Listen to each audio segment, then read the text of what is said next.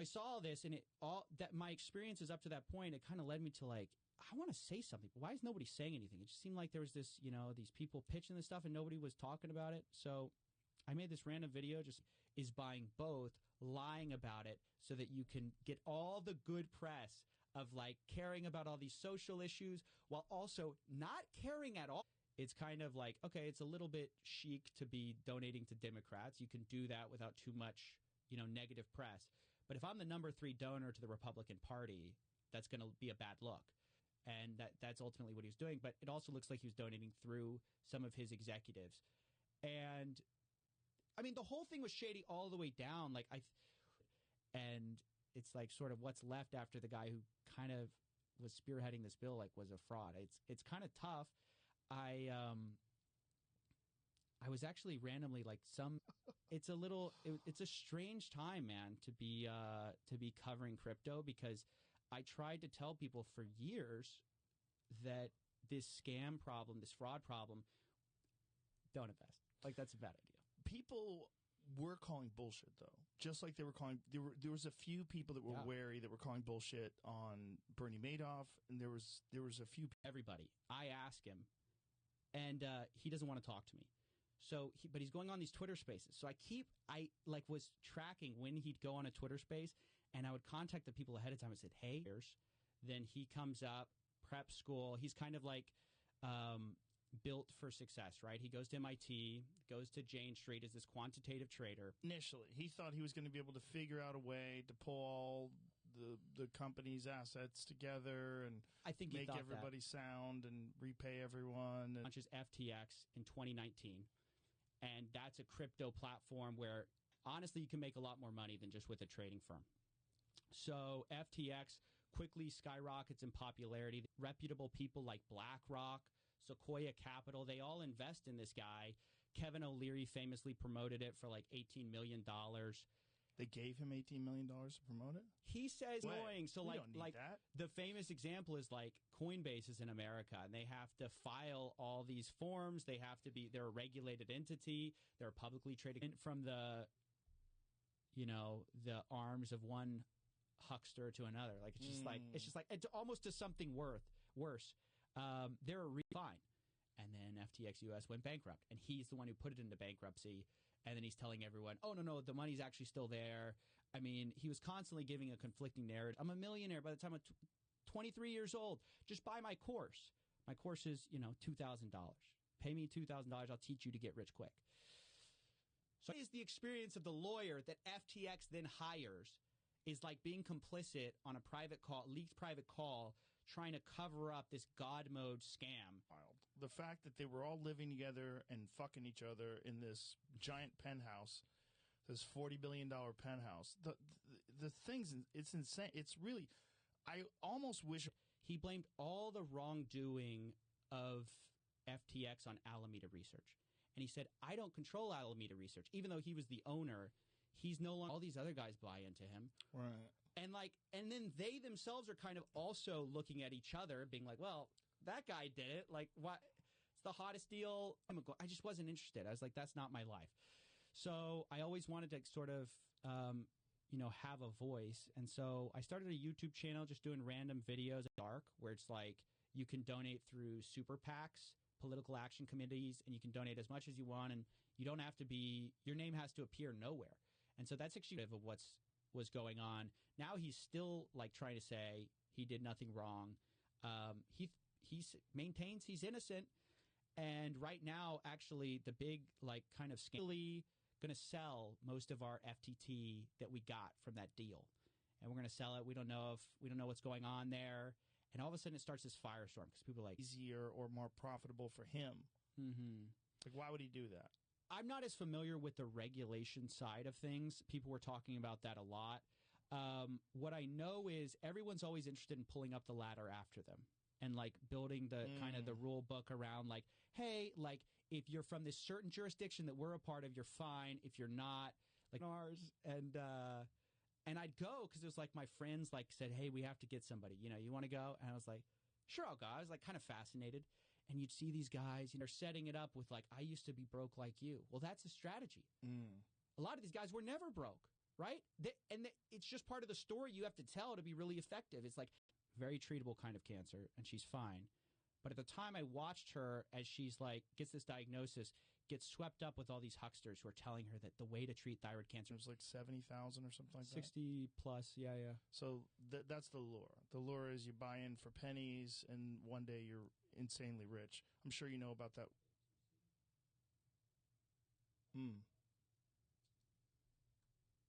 Jamie's looking it up. I thought I knew it off the top of my head, and now I don't want to say the wrong one. A16Z. A16 success. 2 months. You're going to be making 5 figures a month. 10 months, maybe 6 figures a month. And I've done it for people before. That's the social proof. I've shown people how to do this. You're the CEO as of 2020. He hands it to this, a girl he actually had a relationship with, Caroline Ellison, right? And she supposedly controlled it. He said she kept making the videos, and ultimately they never did. But I start doing that, and after I cover get rich quick schemes for a while, you're going to make some money. And so people invested in FTX thinking that this is going to be a safe platform. This kid is smarter than everyone else. He's Party. That's right, but Also to the Republicans. this is what's wild. So Yeah. Sam knew publicly in our current American climate, like his whole thing was he did this thing with Ultimate Bet. So he was one of the lawyers. So there's this poker site called Ultimate Bet. And he got caught in this scandal where they had enabled this thing called, but ultimately the outcome of that is like, yeah, I encrypt all your data. Joe, send me, I know you're this successful podcaster. I want you to send me. Each other on amphetamines and making billions of dollars. Like, it sounds like a great story if it wasn't illegitimate. Yeah, ultimately that's the problem. Like Sam was just hopped up on and fed money to a politician on my behalf. You're a straw donor. You're not really a donor. So Alameda was using customer funds to pay off politicians in order to try to get favorable. Might be one of the first like trillionaires or whatever. Like he's such a great entrepreneur. They think he's such a genius. It might have been one of the A1Z guys or outright the proceeds of criminals. I mean, we know that these criminals do launder their money through a lot of these crypto exchanges, through mixers. It's just sort of very strange. And these offshore entities were also using like U.S. branches. Like there's FTX US, which was like more regulated, but not really that regulated. It's why not? Like there were just no adults in that room. And like the few adults that there were like, they had like a criminal lawyer. Well, anyway, I don't think he's actually been convicted of anything. I shouldn't say that. They had this guy, Dan Free, broke that showed that maybe they're not as healthy as they should be. There would have been a run on the banks and people would have found out. It's just like, when are they going to find out? He happened to be the final straw, if that makes sense. So someone would have... Tom Brady backs him. Well, Tom Brady's got to have some guys who are looking into this. And then it's like, well, BlackRock backed him. Well, BlackRock definitely has some guys who looked into it. Right. It's Sequoia Capital. They said he was his wire transfer, and it's kind of expensive to do these. Like, you pay all these fees for wire transfers. So the idea is like, okay, well, if you have crypto, those wire fees can go down. And instead of taking, maybe a day or something, it'll take like, and basically like, shell games where you're hiding the money. Yeah. You're saying, oh, invest in this. This is going to become valuable later, but you actually own a bunch. How does a guy like that not wind up getting indicted? I ask myself that every day. There's so many. Is it a matter of time, or is it you're just having to trust these shady offshore entities that they're telling the truth? Binance says they're fine. They show proof of reserves, but what are their liabilities? He cleaned up on all his own customers. Just basically taking their money. Like, oh, I know exactly when to fold. I know exactly when to bet. So he had God mode enabled, and then they found out. That is his background. And so I asked, Sam, I was like, what does it say if this is your chief regulatory officer? This guy ultimately going to find out what we're doing here. How many more of these are out there in the world?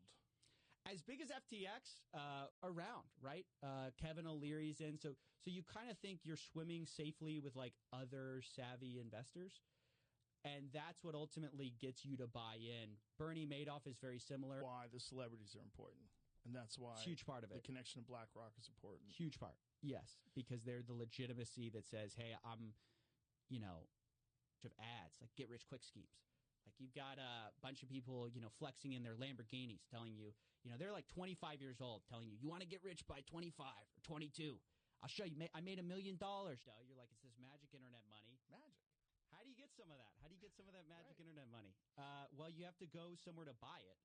And so it's a crypto exchange is where you kind of go. You put your fiat 5 minutes or 3 minutes. So I don't want to give off the idea that like there's nothing here.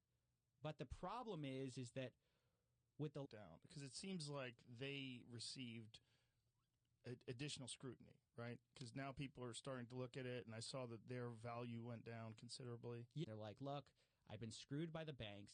Every time the government's printing a bunch of money, where do I go? Right? You can understand the appeal, but it's just like you win. I, too, am safe because Tom Brady's got his money there. So I can put my money so is the lure is like how Bitcoin used to be worth very little, and then one time it was with the high of Bitcoin. Washington, and I think there was like a tweet from Sam saying like, oh, like I'll see you the next time you're in Washington or something like that. But like it was kind of a dig because he knows CZ can't go to Washington. Like he would be. So when I see something like that go down, I'm like, how did he get Steven Spielberg? How does someone like a Bernie Madoff or Sam Bankman-Fried, how does he get these people to do this? Hey, just make this problem go away. This is the CEO. Like, go blame it on somebody else. Go blame it on some third party that got access to our website. Say it was like a glitch or something. And so that I started hearing about these tokens, and they're like, hey, selling courses. Like, it's always the new grift. You always have to find, because people figure it out. Like, they go like, oh, that actually doesn't work. Like, hey, drop shipping is not. And sell off all his tokens. Would they be still solvent today or still in operation today? Would they not crash, or was this inevitable? I mean, so it's like things are good for now. Yeah. You don't know. That was the problem with the FTX. Like, they had hidden all their numbers. Like, Sam had you think you have this backstop because on the books it's worth, X dollars. Let's say it's like worth $5 a coin. But what you're not realizing is the real risk is when FTX can't pay you back, they probably can't pay anyone back money. Like, well, how can you view this as a battle? Like, but he viewed it as like we're sparring partners. Like, and you won this round or you won the war. Because he thinks this is going to go on forever. I'm this guy who's going to maximize good in the world. And that was his reason for working all the time. I mean, that's the justification to be hopped up on amphetamines is like maximize productivity, maximize human happiness. And it just was kind of, I was just trying to find my way. I was just trying to even before that I had done a show where I was like trying to break down these topics. I was like, Friedberg, shady.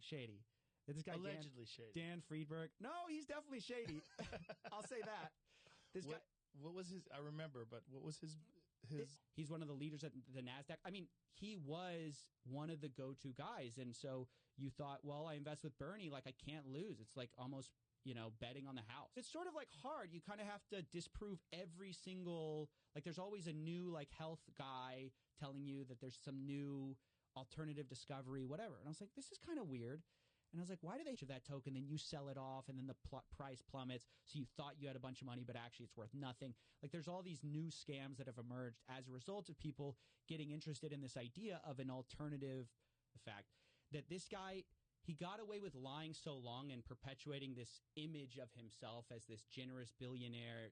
He's sort of the next Warren Buffett, that when everything goes wrong, right, it's all at some address. And so people were asking, like, you say you have all this Bitcoin, where's the Bitcoin? You say you have all this Ethereum, where's the Ethereum? Or you were a grandma who just put one Bitcoin on there, or, more likely the grandson. He treated all the accounts the same. So when everyone came running for the money, they just withdrew until nothing was balances. But oops, did I tell you about this $10 billion account? Like, I forgot. It's so silly. It's... yeah. You find a middleman because there's no one who controls like Bitcoin. Like no one can say like no to a transaction. Now it's like there's nothing to stop you from sending that money. And then I went to school for chemical engineering and hated it. I was miserable. I was like, I do not want my life to be earning 2% more of a bottom line for ExxonMobil. or any nobody knew what was going on behind the scenes. So even though they said, like, we're not going to touch your money, as soon as you deposited Bitcoin, I mean, I talked to some of the insiders at Alameda. They said they had this backdoor TT. So it looks like, if you just look at their assets, it looks like they're covering their liabilities. They owe customers $10 billion. Looks like they have $10 billion. But, like, I mean, he was, really well regarded in Wall Street. So when people invested with him, they knew the, like, returns were insane. But all these other wallets, that it's impossible to know which of those new wallets my dollar's from. It's like, it's just crazy. It's a crazy idea to do these trades that are profitable in crypto. So the way he first made his money was he did something where he bought Bitcoin in the U.S. and then he sold it on these Japanese. And why is so much of your balance sheet made up of your own tokens? It's a big question.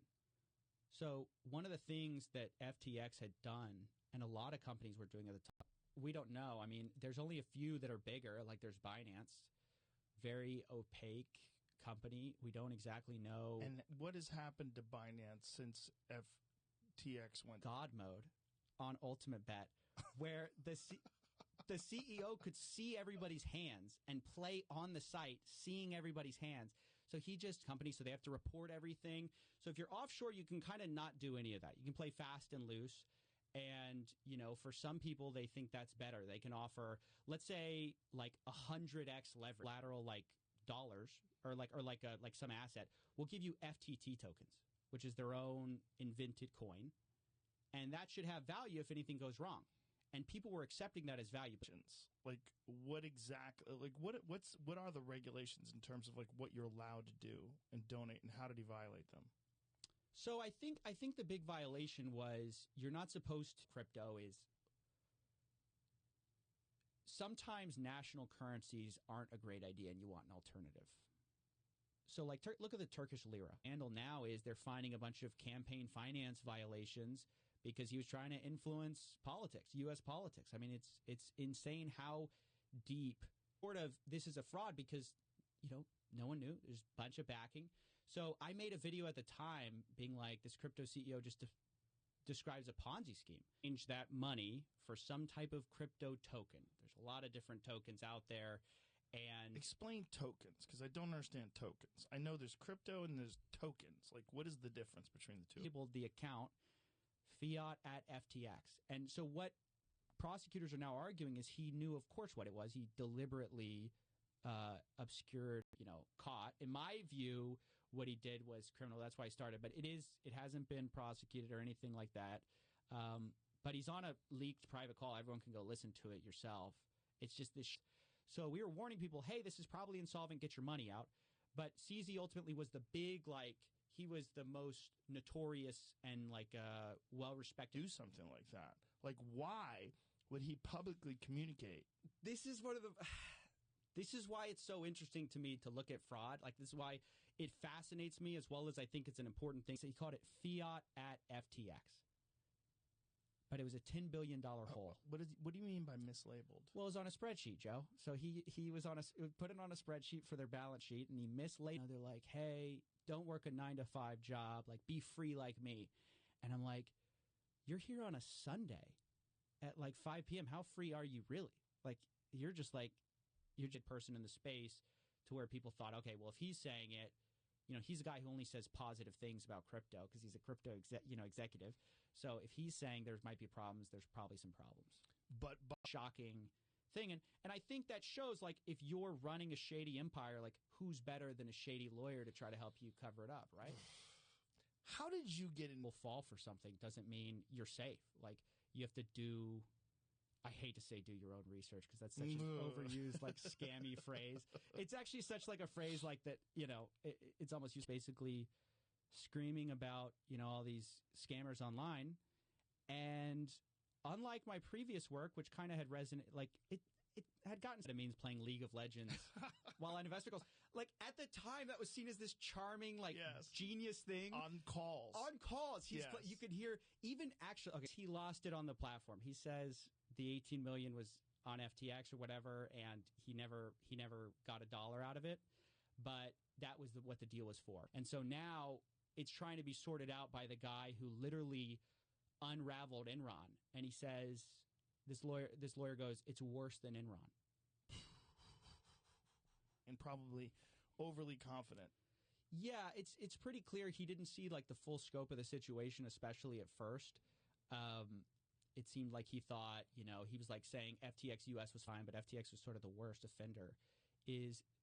Let's say I give you a loan, Joe. So an unsecured loan would be I give you $1 million and I don't ask for anything. As a Matt Levine interview with Sam Bankman-Fried, he didn't call him a fraud outright, but he's like, hey, it seems like you're in the Ponzi business and business is good. Whoa. And what did he say to that? I don't really understand what's going like the FTX thing, for example, is the best one because I was so in the dark about this thing. I was like, what is happening? Like, what are they doing? Try to break it down for us. Like, first of all, is he on Twitter? I probably butchered his name, but he was actually originally sort of an ally of Sam. So he invested in FTX early on, put $100 million in, and somebody found out about this God mode. And so the lawyer's like, how do we basically cover this up? Dan Friedberg's like, how do we, what do you want me to do? And he's like, hey, but like, it was very clear the internal conversations were they knew they were committing fraud. They knew they were doing things wrong. And this idea was, well, no one's going to catch us, right? Nobody's looking. I start covering it, and then I start to get cease and desist letters. They don't like that. So they start to send me, they say, hey, you better shut up or we're going to sue you. And I was like, okay. I'm not going to stop making these videos. I watched the new CEO, talk about it. Yeah. About him trying that's John Ray. Yeah. Trying to unravel it. And it's amazing. He launches Alameda Research first, which is just like this trading firm, which basically the idea here is we have some ideas. We're going to raise a little bit of money, and there was a lot of fear of missing out or FOMO in the markets at the time. Everyone thought, oh, cryptos, you have to get in now, right? Because if you get in now, what are you saying in the terms of service that means that I can't sue you? You have all these terms of service that basically say none of what I'm saying is true. Like they say they can get you rich in the sales pitch and then located out in the Bahamas, which is a great place to put your... Why do they do it in the Bahamas? Because it's unregulated. So the problem with doing stuff in the United States, regulation for, I guess, offshore crypto exchanges, right? And so these campaign finance, these violations. Actually, his whole technique of shifting the blame like onto Alameda and like I don't control Alameda. I've seen something very similar. I'm investigating this Ponzi scheme that's offshore. Put like let's say I have Ethereum, one Ether into this mixer, right? This pool of money. A bunch of people are putting one Ethereum into what he said in one of the interviews. He goes, no one believes me when I said I donated dark because no one believes anyone would be like, everyone wants the credit for donating. No one believes that I just do it on the sly. Abilities, it's hard to know. So people really just take you at face value and they have to trust that like, oh, other people are invested. So I guess I'll jump in too. And so he decides to donate dark to Republicans. And part of the accusation is he knowingly did this through one of his your hands in both pockets.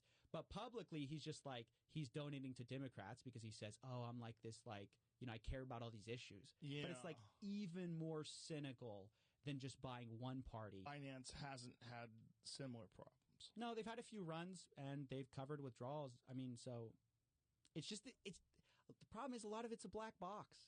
You have Dogecoin, you have SafeMoon, you have FTT, which is what FTX was using as their native token. So a lot of these guys, you'll start a crypto exchange. Crypto. Ransomware, yes. Yeah.